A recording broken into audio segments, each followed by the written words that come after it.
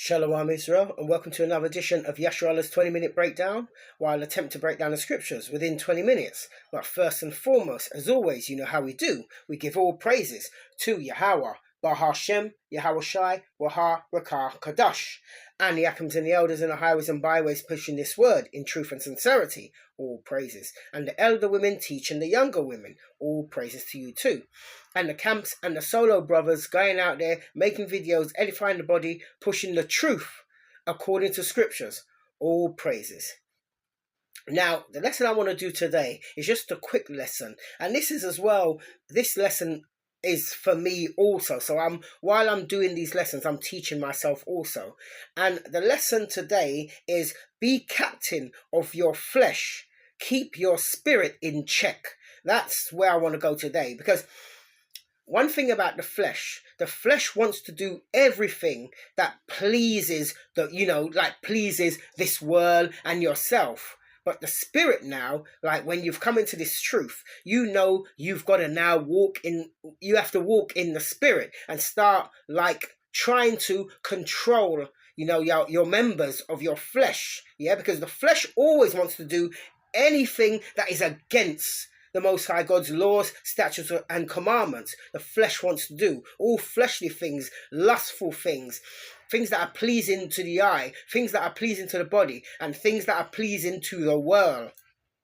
Whereas the spirit, like knowing that you're an Israelite is not enough. Now the spirit now knows there's a certain way you have to walk. So the spirit now, you want to do in your mind these things that you want to do, but you're battling because it's hard when you've spent like 50 to 60 odd years like on this earth doing one thing. Now you're trying to do something else now according to the will of the Most High. Now a lot of these things that we do naturally in the things of the world, of the flesh, we do them naturally. Now, coming into this truth, we have to now think on these things and think to yourself, should I be doing this? Should I be saying this?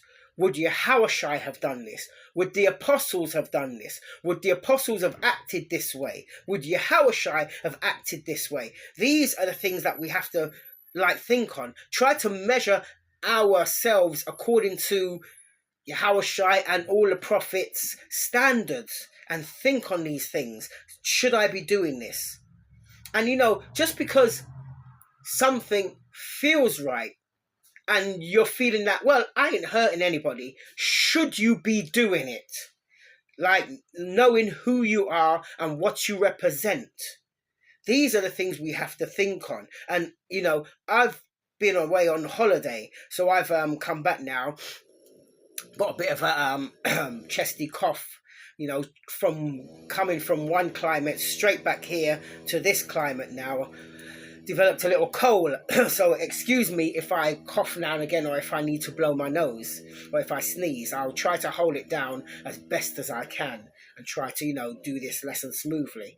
But this is where I'm thinking of, because I had time away where I'm lying on the beach and looking at the sea, and the cogs in my mind are turning. Certain things that even myself, I think to myself that I have said and that I am doing.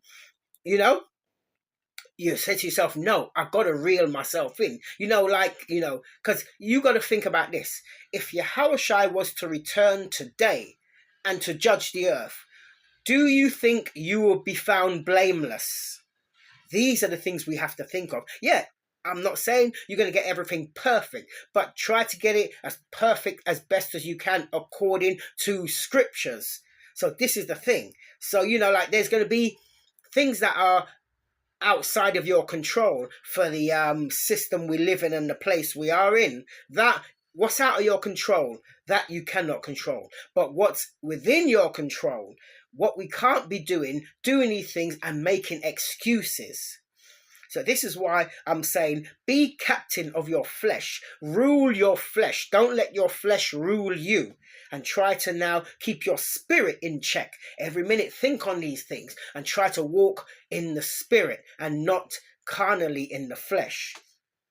So with that said, I'm going to open up this lesson. Sorry, about the bit of the noise. I got next door to where I live. They're doing renovations, loft extension, and knocking down walls and ceilings. So you're going to hear some background noise. There's actually nothing I can do about that. But bear with me anyway. So with that said, I'm going to open this lesson with Matthew chapter 26 and verse 41.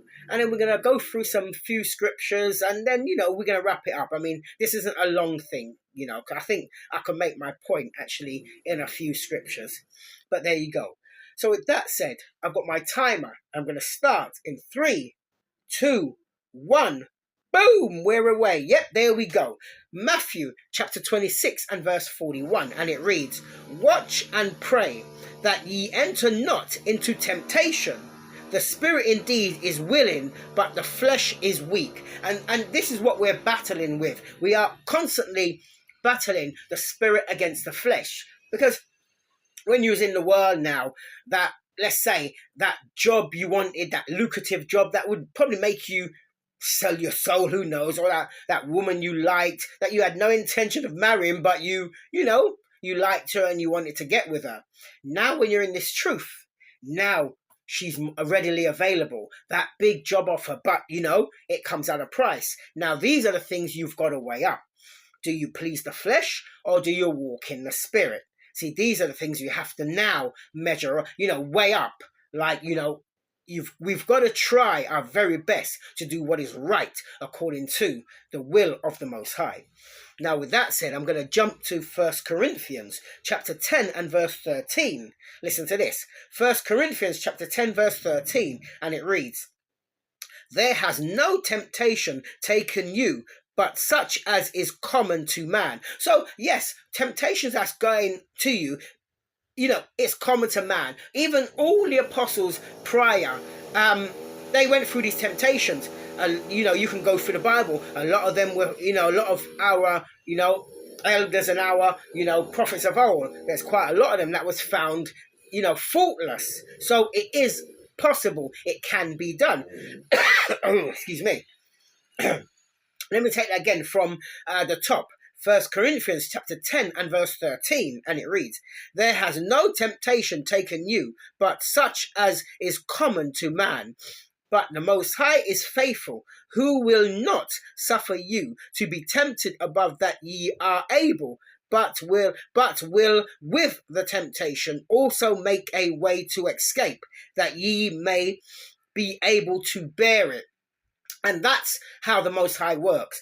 He tests you, certain things he puts in your way, but there's always that little window. That window might be small. There's always that little window where you can escape this temptations of a woman, temptations of, going down this road, temptation of, this. There's always that little window that's always there. We have to take that window regardlessly. That's the only way you'll be walking in the spirit. So you won't be doing things that please the flesh. But because you got to remember, when you're pleasing the flesh, you are walking contrary to the Most High. That's just how it is. And watch this. I'm going to jump to the book of James, chapter 4 and verse 7, and it reads, James chapter 4 verse 7, "Submit yourselves therefore to the Most High, resist the devil, and he will flee from you." And you know what? That's so true, because, I've been in a situation where I've been highly tempted, and I've thought about it. Your carnal mind wants to do what pleases the flesh. So I thought about it and I thought, no, I can't do this, and I've walked away. So that shows that there was a window that the Most High, I've been there, so I can say that clearly. So there's a window that the Most High always leaves open. Now here's the question: do you take that window, or do you just give in to, wow, look at that noise.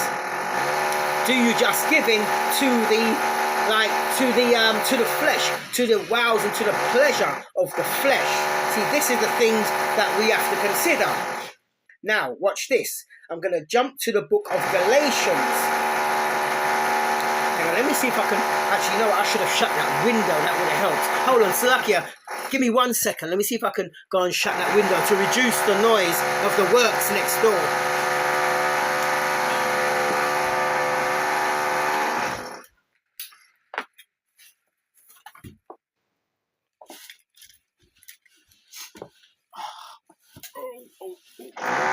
by without. Hasn't really made much difference, but there's not much more I can do. They're using some big pneumatic drill. Oh, excuse me. So lucky at Israel. I tell you, I'm coming down with a cold, so I'm not feeling too well, but I'm still trying to get this lesson out. Now, I just have to speak a bit louder, so I hope you can hear me. Now, I'm going to jump to the book of Galatians, chapter 5, verses 16 to 21. Watch this. Galatians chapter 5 and verse 16, and it reads, "This I say then, walk in the Spirit, and ye shall not fulfill the lust of the flesh." Verse 17, "For the flesh lusteth against the Spirit, and the Spirit against the flesh. And these are contrary the one to the other, so that ye cannot do the things that ye would." And that's so true, because sometimes you're doing something and you know you shouldn't be doing it, but you think, oh, I ain't hurting anyone. But you are. You're hurting yourself, because like they say, a little leaven the whole lump. And that's where things start. You start making excuses and think, oh, well, yeah, this ain't too bad. I'll do this, but I won't do it next time. But you're well aware that this is something that you shouldn't be doing. So you're now walking against the Spirit, and you'll start walking carnally, fleshly. Now watch this, verse 18.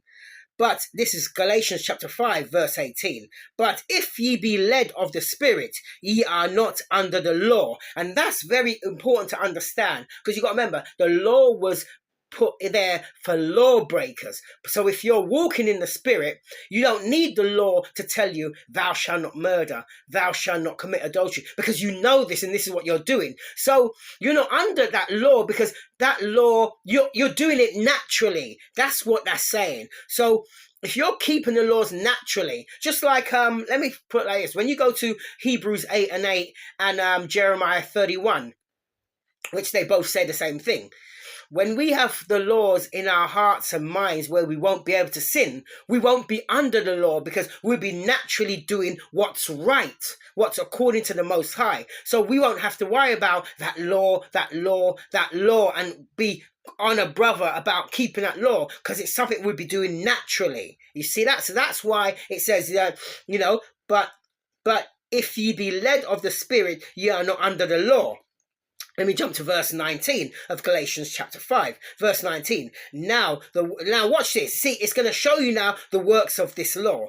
Verse 19. "Now the works of the flesh are manifest, which are these." So now, if you're doing the works of this, this is where you need to be under the law, because the law tells you these you should not be doing, Watch this. "Now the works of the flesh are manifest, which are these: adultery, fornication, uncleanness, lasciviousness, excuse my pronunciation, lasciviousness.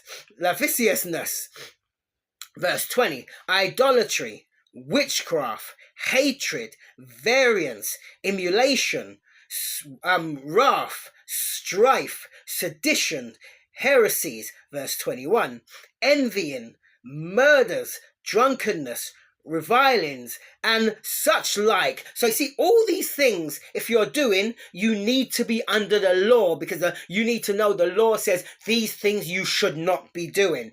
And it said, "and such like," meaning there are many more. He couldn't sit there and name everything. So when you have Christians saying that, oh, I'm under the law of Christ, brother. And there's only 2 commandments. Love the Most High God with all your heart and soul, and love your neighbor as yourself. What they miss is when it goes on to say, "On these 2 commandments hang ye all the law." So that's just summing it up in those 2. Yahushua isn't going to sit down there and go through the umpteen laws there are. So he summed it up, because if you're loving the Most High God with all your heart, mind, and soul, and you're loving your neighbor as yourself, that is, you are fulfilling the whole law, because the law consists on those 2, main platforms. That's what he's talking about. Now, Watch this, verse 21. I'm going to go back to verse 21 of Galatians chapter 5. Watch this. It's just going to list out a few more of things that you shouldn't be doing. That if you're led by the flesh, these are things that you're doing. So if you're doing all these things, you're led by the flesh. You ain't led by the Spirit. Verse 21 of Galatians chapter 5. Envying, murders, drunkenness, reviling, and such like of, listen to this, of the which I tell you before, as I have also told you in past times, that they which do such things shall not inherit the kingdom of the Most High. Now, everything I read prior from Galatians, 5, from 16 to 21, showing you all these are consist of in the law. So if you are doing any of these, you're still under the law, because the law tells you like the standard you're supposed to live by. Now, I'm going to quickly run through some, because remember, when you go to verse 19 of Galatians chapter 5, it lists out a few. It starts here where it says, and now the works of the flesh are manifest, which are these. And it starts like adultery. So remember, if you're in adultery, this is a man. Salakia. This is a man sleeping with a married woman, or a woman promised to, or a woman promised to another man. That's adultery. If a woman who has a husband or is promised to someone sleeps with somebody else, that's adultery. Then it says, the next one, it said fornication. Fornication is sleeping around with no intent to marry, to honor the bond that you've had now when you've just slept with someone. So when you're just having sexual partners, that's now fornication, because you're not honoring what marriage is, meaning once you've slept with them, that's supposed to be your wife. Yeah. Uncleanness, unclean foods, eating the blood, going in unto a woman that's on a menstrual cycle, such like, that's, touching dead body, you make yourself unclean. Yeah. Lasciviousness, which is inordinate. See, all these covers everything, really, because lasciviousness, which is inordinate affection, lewd, like if you, with a minor, somebody that's under the age, but you're an adult and you're trying to deal with a minor, or animals and such like, things that is contrary to man and woman, a woman of maritable age, and, and a man, so forth, right? And then it said idolatry.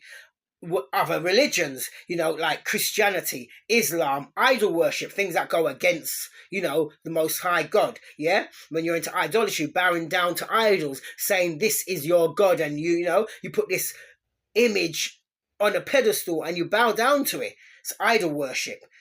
Witchcraft is the next one. Summoning up spirits, making spells, potion, claim you're talking to the dead and all that. Witchcraft. All these, you're not making it into the kingdom of the Most High. Hatred, where you hate your own people for no reason.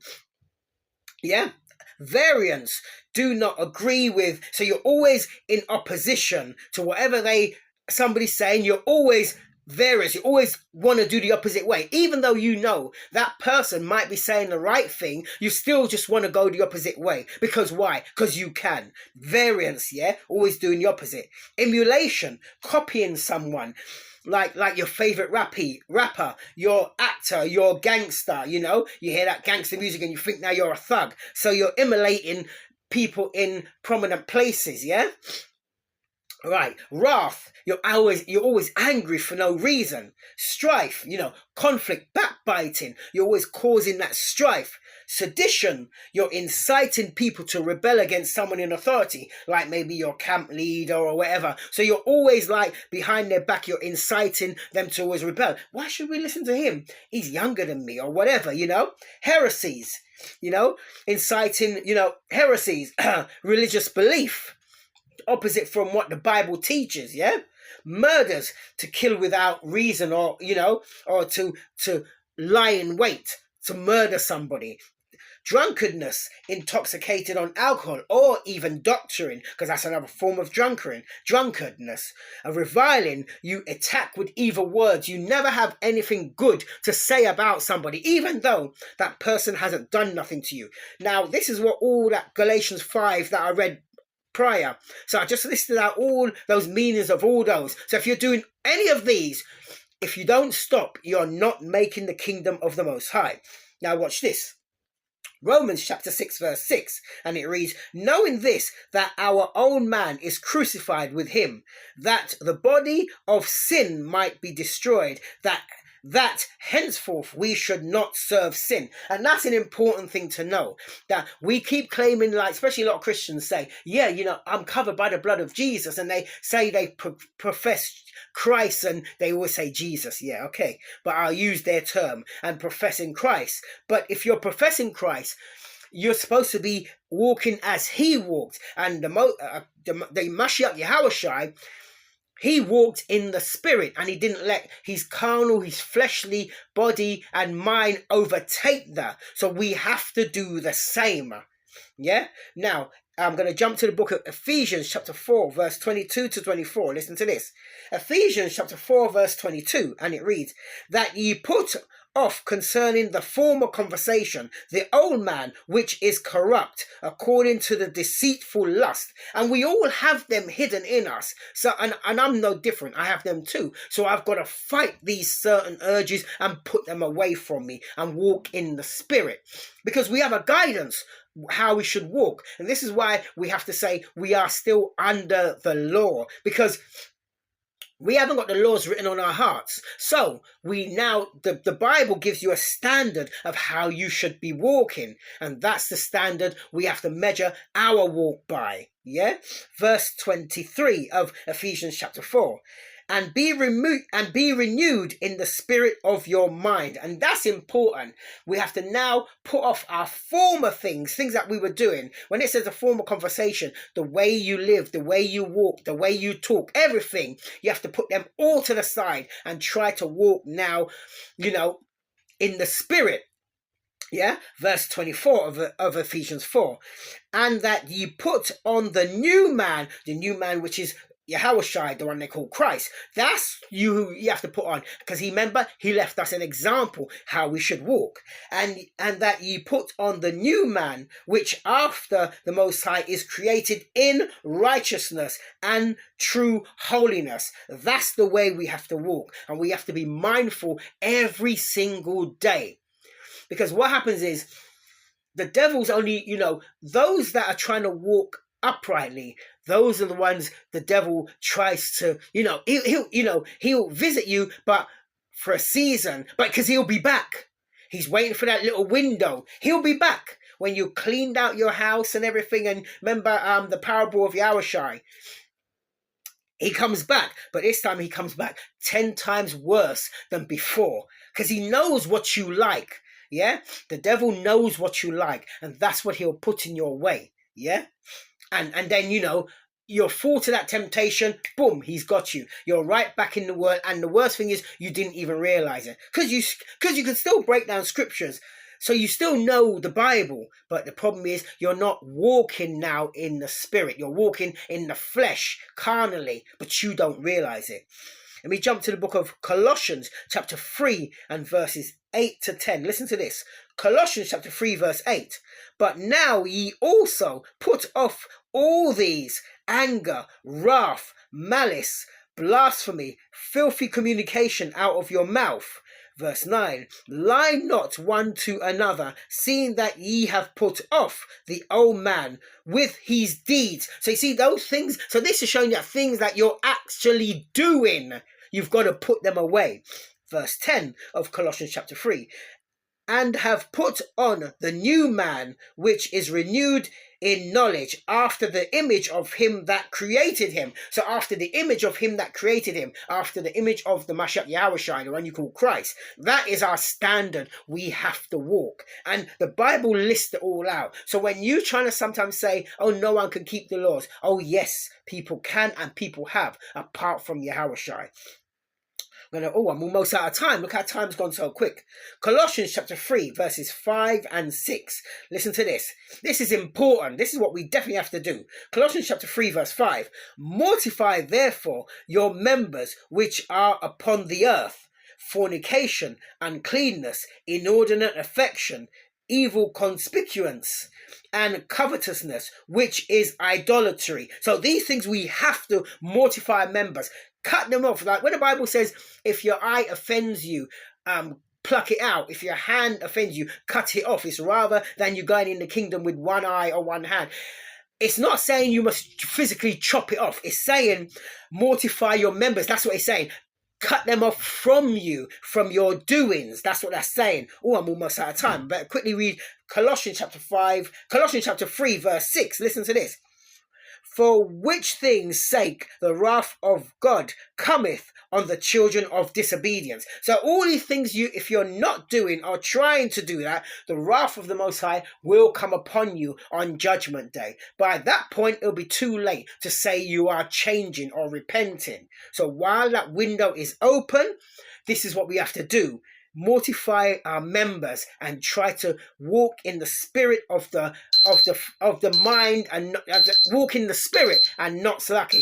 Walk in the spirit and not fleshly or carnally. Well, I'm out of time, so I think I made my point. So this is Yasharallah. With that, we out.